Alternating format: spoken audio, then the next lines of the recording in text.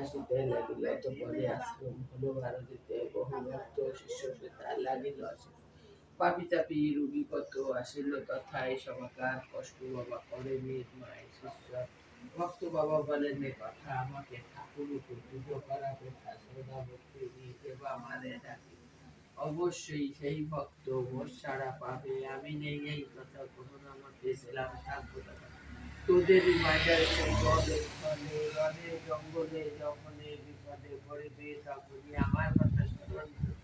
এই রূপে লোকনাথ কত লীলা করে কারো সাধ্য সেই সব পরিবারে পারে। 160 বছর বাবার বয়স হল।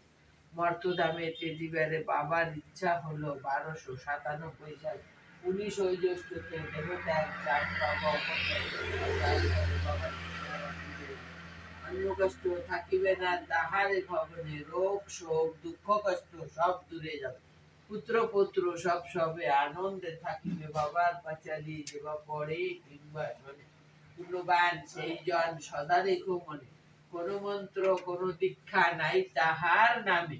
তাহার নামে মহামন্ত্র এই মর্ত ধামে। যত বেশি তার নাম উচিত মানব কল্যাণ। বাবা লোকনাথ রক্ষা করুন। জয় বাবা লোকনাথ। জয় বাবা লোকনাথ।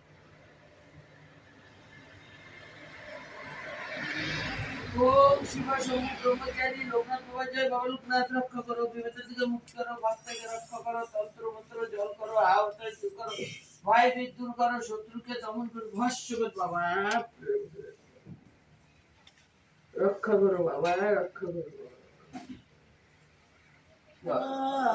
জয় বাবা লোকনাথ রক্ষা করো। এই দুটো ফুল কি করবে? এবার এই যে কাপড় বান্ধা এই যে খোলাম তাই